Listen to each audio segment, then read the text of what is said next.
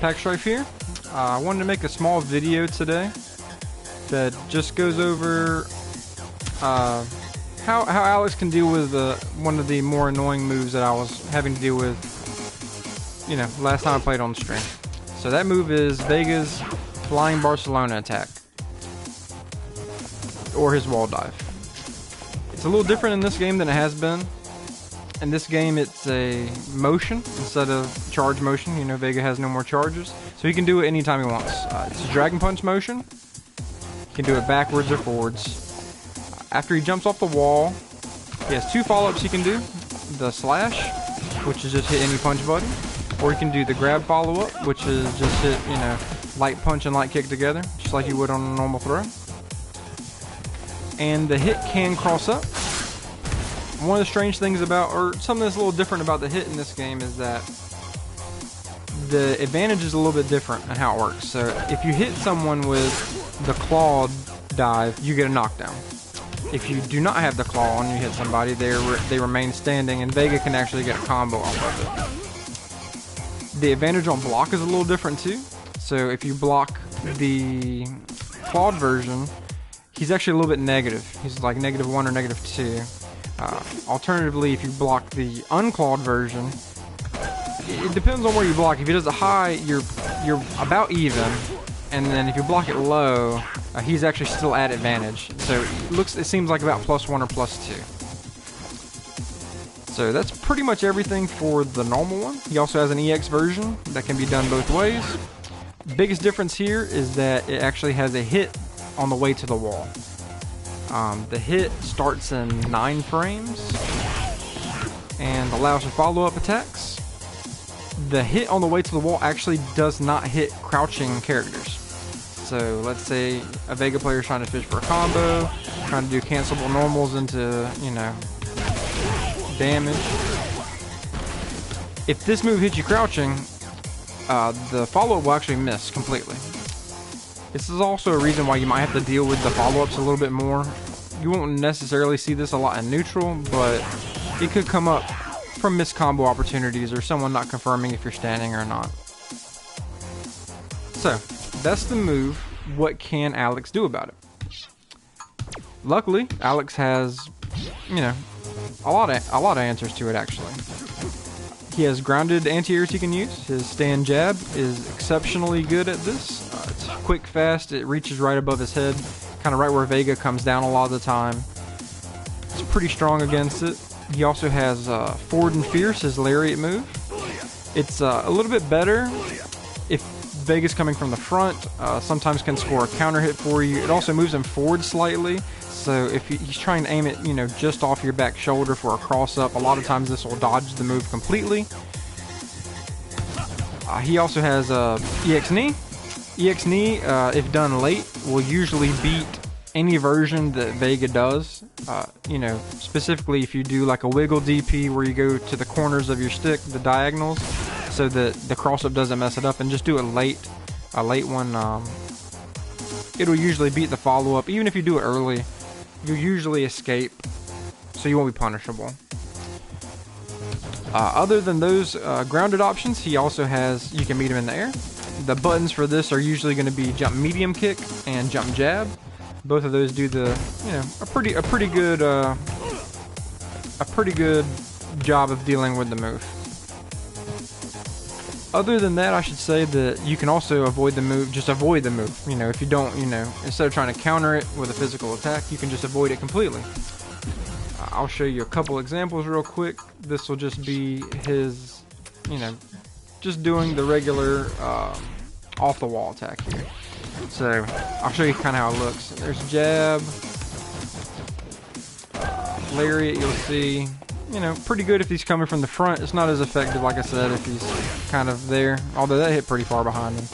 And you can do EX knee, and then of course meet him in the air with buttons.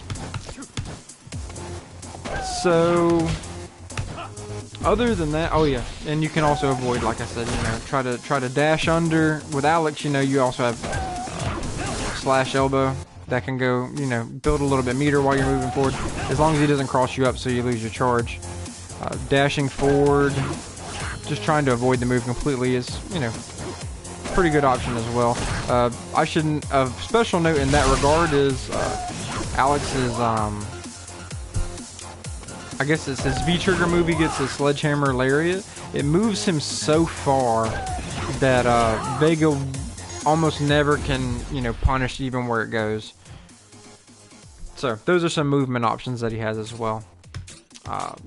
What you want to kind of look out for that I found is there are certain spacings where Vega can kind of grab the options that you want to use to anti-air him. So let's say, for instance, I'm trying to anti-air him with stand jab.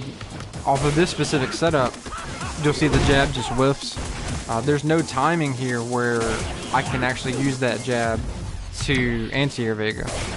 I can avoid it, like I said, with the other moves. I can meet it in the air. That all still works, but just something to keep in mind that even though it might be tempting to try to stick to one option, Vega has counters to some of it as well.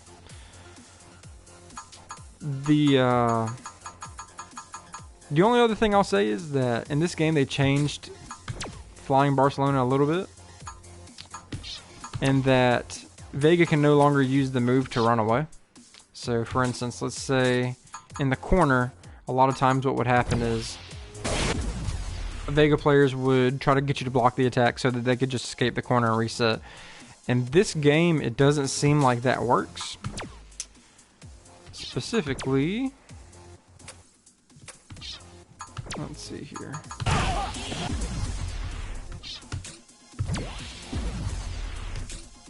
If I can set it up here. Okay, so you're in the corner and he just wants to escape. So this is me using the EX Flying Barcelona out and then holding away from the corner as much as possible. You'll see that he doesn't go very far away. Just he can't. Like, it's like he hits an invisible wall or something. But it makes it very easy to counter if he's just trying to use it to run away. And it, you know, enables you to, at least he's going to have to deal with whatever's going on the ground when he comes back. He can jump from the corner and come all the way back into the same corner if he wanted to, but he can't use it to run away. That's my point. So that's pretty much everything. Oh, I'll show you one more thing that's kind of cool. That is probably not practical, but it's cool anyway. So I'll show you. If you're in V-trigger, let me get this back in the middle here. Let's say if you're in V-trigger, right? You can also you can parry it, right? Of course. So that does work. Like I said, not probably what you want to do. I mean, it looks pretty cool. You don't even get a counter hit like when you do it. So, like, you don't even get a counter hit. So it's 100% not worth it. Also, if you try to parry and he does the grab follow up, you'll still get grabbed.